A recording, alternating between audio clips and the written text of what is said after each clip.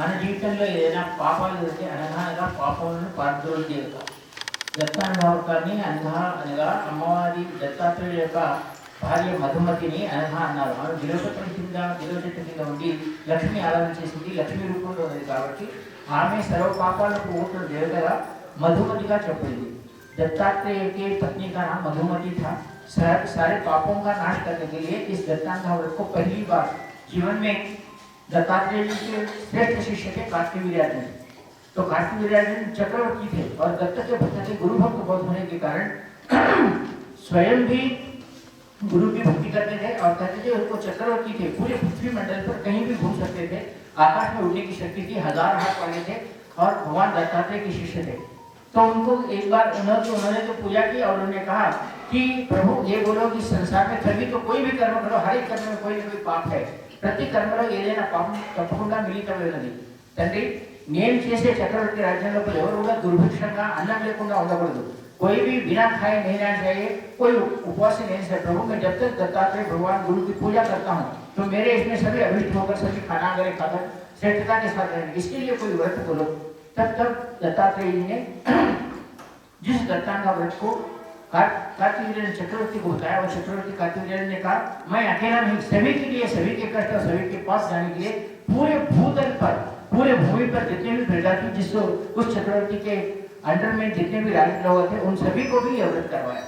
आ चक्रवर्ती ना कार्तिवीर्य राजवरे दत्तात्रेय अनुग्रह वल्ल गुरु के प्रति इतनी निष्ठा थी उनको कि अपने गुरु का प्रचार सारे पृथ्वी पर प्रचार करने वाले कार्तिवीर्य कह रहे। हम सब जानते हैं कि रावण श्रेष्ठ था, लेकिन कार्तिवीर्यार्जुन एक बार अपने सखियों के साथ नर्मदा में स्नान कर रहा था तो नारद घुटने में रावण आया और रावण वहां आचमन करके संध्या करना चाहता था। तो संध्या करते समय उसने देखा कि क्या गड़बड़ हो रही है, तो उसने जोर से, क्योंकि उसको बहुत गर्व था, घमंड था रावण को, रावण अरे कौन गड़बड़ कर रहा है इतने सब लोगों के साथ, क्या मजाक है क्या, मैं यहाँ आचमन कर रहा हूँ, सब रुक जाओ। ये बात कार्तिवीर्यार्जुन को बताइए। तो कार्तिवीर्यार्जुन ने कहा ये कौन होता है मुझे रोकने वाला, मैं नर्मदा में स्नान कर रहा हूँ, ये कौन होता है? देखा तो रावण है, वो तो भी दशकंठ था, ये तो 1000 हाथों वाला था। उसने कहा क्या बेकार की बातें करता है, मुझसे देखता है। उसने रावण को उठाया और अपने घर में ले गया, अपने राज्य में ले गया और जहाँ घोड़े वगैरह पान खाते हैं वहाँ लाकर बांध दिया। बोल मेरे घोड़े के गरुड़ की सेवा कर, मेरे घोड़ों की गायों की सेवा कर। रावण बोला मैं चक्रवर्ती सारा ब्रह्मांड में मैं इतना बड़ा और ये कौन है आदमी मुझे लेकर यहाँ आकर मेरे सेवा में रखा है, बातें नहीं करना ने तो मार खाए। अब रावण को आंखों में आंसू आ गए। उसने रावण ने कहा ये मेरी स्थिति आज, मेरे इतने पृथ्वी मंडल पर मैं नवग्रहों को झुकाया, देवता इंद्रों को भगाया और ये कौन आदमी है जो मुझे झुका रहा है? उन्होंने अपने तात अपने महापितामह को पुकारा, पुलस्त महर्षि थे, उनको पुकारा और कहा प्रभु मेरी हालत देखो, मैं आज ये कार्तिवीर्य के घर में घोड़े चला रहा हूँ, गाय चला रहा हूँ, ये मेरी हालत में, रावण इतना पितामह इतना श्रेष्ठ हूँ, तो मैं कुछ ना कुछ करो। तो पुलस्त ने जाकर कार्तिवीर्य मानते थे ऋषि को, पुलस्त ने कहा कि हे कार्तिवीर्यार्जुन गलती से तुमने मेरे पोते को पकड़ा है, मेरे पोते को पकड़ा है, तो उस ऐसा कर उसको छुड़ा दे जरा, मैं बोल रहा हूँ। ऋषि को मान्यता देते थे, ऋषि को बहुत ही सम्मान देते थे। कार्तिवीर्य ने कहा और एक बार मेरे सामने घमंड की बातें नहीं करना, नहीं तो यहीं बिठा दूंगा बोले, और तुम्हारे पितामह बोल रहे हैं इसलिए छोड़ दे रहा हूँ। रावण छूट के आया, आंखों में आंसू थे, बोला प्रभु माँ शंकर के पास गया और अपने शिव जी के पास गया, प्रभु ये क्या मेरी इज्जत बेइज्जती हो गया है, कार्तिवीर्य के सामने मैं हार गया। तो रावण को शिव जी और पार्वती और ये सब कहते हैं कि रावण तू जीवन में एक ही काम करा, सिर्फ देवताओं की पूजा करता रहा और घमंड के साथ रहा। और कार्तिवीर्य अपने गुरु को मानता है, गुरु के सिवा किसी को नहीं मानता, और जो गुरु को मानता है उसको देवता भी उसको अपनी दुआ नहीं सकते, देवता भी उसके सामने हार जाते हैं, रावण के हाथ नहीं पड़ा। तो जो गुरु को मानता है उसके सामने देवता भी खड़े होते हैं। और रावण ने अपनी गलती समझी और वो चला गया। ऐसे कार्तिवीर्य अपने गुरु को मानने वाले, उन्होंने पहली बार पूछा कि मेरी प्रजा सुखी रहनी चाहिए ना, प्रजा अंदर सुखंगा होगा, उसके लिए क्या करना चाहिए? तो उन्होंने कहा कि दत्तात्रेय व्रत है, जो नवाष्टमी के दिन इस व्रत को करता है उसके सारे पापों को धोकर उसके घर में धन धान्य और सौभाग्य की प्राप्ति के लिए मैं यह व्रत करवाता हूँ। तो उन्होंने कार्तिवीर्य ने कहा मेरे गुरु का नाम हो तो पृथ्वी पर आज कोई पकाएगा नहीं, कोई खाना खाएगा नहीं, दत्तान का व्रत करेगा और सभी को खाना मैं खिलाऊंगा। ऐसा इतना गुरु भक्त था वो, और उसने दत्तान का व्रत का आरंभ किया। और उसके दत्तान का व्रत को जो आज हम कर रहे हैं, जो कहते हैं हमारे जीवन में कभी पाप हो गया तो उस पाप का निरसन करके अपने को अच्छे मार्ग पर लगाने के लिए दत्तान का व्रत किया जाता है। अन्यथा को पाप की निवृत्ति करने वाली, पाप को निकाल देने वाली देवता कहा गया। अभी उस कथा को मैं तुम्हें बता रहा हूँ, तेलुगु में लिखा हुआ, पहले तेलुगु में बोलता हूँ, बाद में हिंदी में बोलता हूँ। दीपक नाम का एक शिष्य था, वो अपने गुरु से पूछ रहा है, गुरुदेवा पूर्व जंभासन చేతిలో దేవతలు ఓడిపోగా దత్తాత్రేయ స్వామి ఆ రాక్షసుని ఓడించి ఆ ఇతర దేవతలను రక్షించడానికి వింటిని, మరియు ఆయన యుద్ధం చేసినా లేక యోగుల చేతనే గెలిచినా నా పిచ్చి కుతూహలంగా ఉన్నది కోన విషయం గురించి। दीपक नाम का शिष्य अपने गुरु से पूछ रहा है कि हे गुरुदेव, जंभासुर नाम का एक राक्षस था, वो दत्तात्रेय स्वामी के पास जाकर दत्तात्रेय स्वामी ने उसको हरा दिया, और जंभासुर राक्षस को तो क्या उन्हें युद्ध करके हराया या अपने तपोबल कर हराया, जरा मुझे इसके बारे में बोलो। तो गुरुदेव उनको बताते हैं, वत्सापूर्वम धर्मराज ఈ విషయం श्री कृष्ण అడిగాను, ఆ విషయం చెప్పడం हे दीपक, यही कथा श्री कृष्ण को धर्मराज जी ने पूछी थी, जो कृष्ण ने धर्मराज को बताई वो कथा मैं तुम्हें बता रहा हूँ। బ్రహ్మపుత్రులకు అత్రియను మహాకేశాలి ఋషి కరుడు, ఆయన అసూయని ప్రశ్నించే మహాత్మురాలు భాగ్య, వారికి చాలా కాలం మహాతపస్సు మహాయోగి దత్తుడు అను పుత్రుడు విష్ణువంశతో జన్మించను।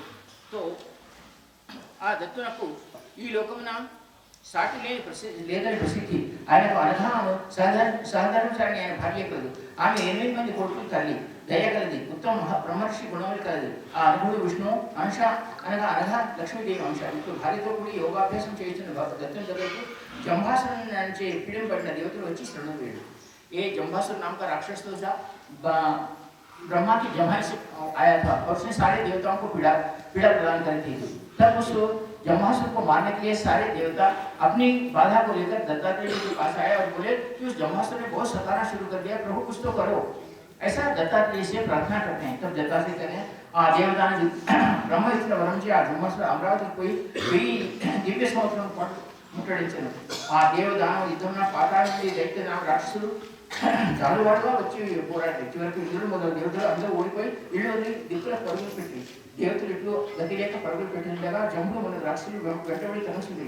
రాక్షసులు బాణములతోనూ గదలతోనూ రోకళ్లతోనూ ముద్రలతోనూ యుద్ధం చేసింది। వారిలో కొందరు ఎద్దులను, కొందరు దున్నపోతులను, కొందరు శర్మములను, గండపములను, పున్నాము, పోతులను, గాడులను వాడు రాళ్ళు విసురుచు ఫిరంగులు వేస్తూ తోమరులు బాణముల వేయించింది।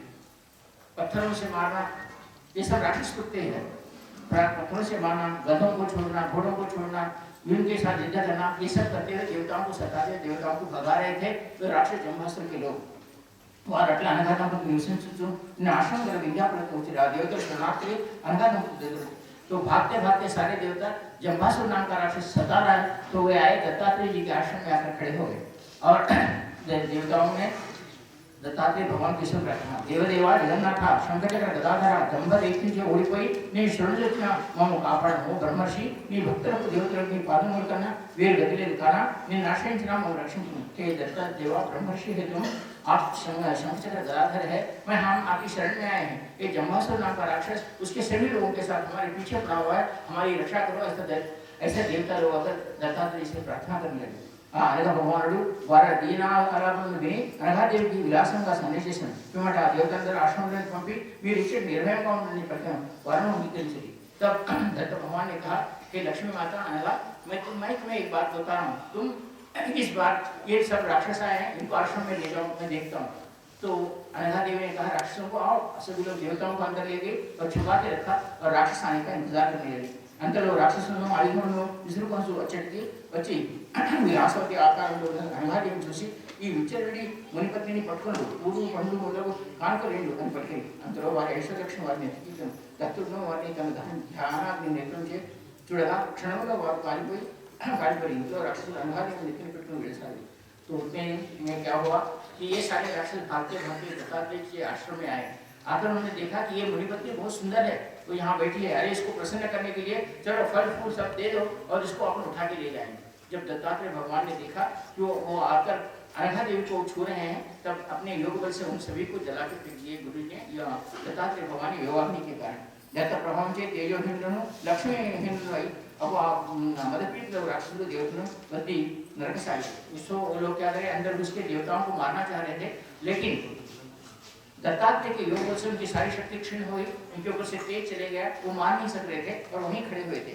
कृष्णु कर्णमुलु शूलमुलु परिगलु कृष्णमुलु मन वायुमुलु तो देवता समूह नरकुचुंडवा राक्षस నిశ్చేష్టి ఏడుగురు చెరగోకులు సాగింది। ఇట్లా దత్త ప్రభావం వల్ల రాక్షసు దేవతలు శస్త్రం చే నశించింది, జంబాసుని ఇంద్రుడి చేత మరణించాడు।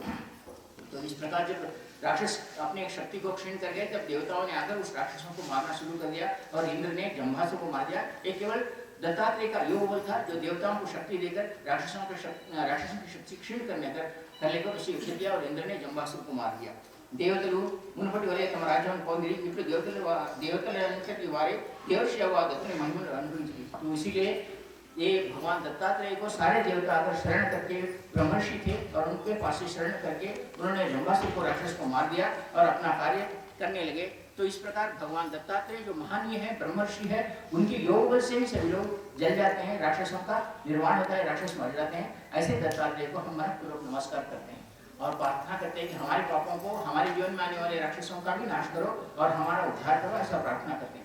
अभी द्वितीय अध्याय श्री कृष्ण बोले त्रिमटा दत्तु सर्वलोकम क्षम को कल्पते नित्य मनोवाक्काय कर्म तो शुरू प्रकरण तपस्या। बाद में दत्तात्रेय जब जम्भासुर मर गया तो श्री कृष्ण कहने लगे कि दत्तात्रेय अपनी तपस्या में चले गए, देवता लोगों को सभी को आशीर्वाद देकर वो तपस्या में चले गए।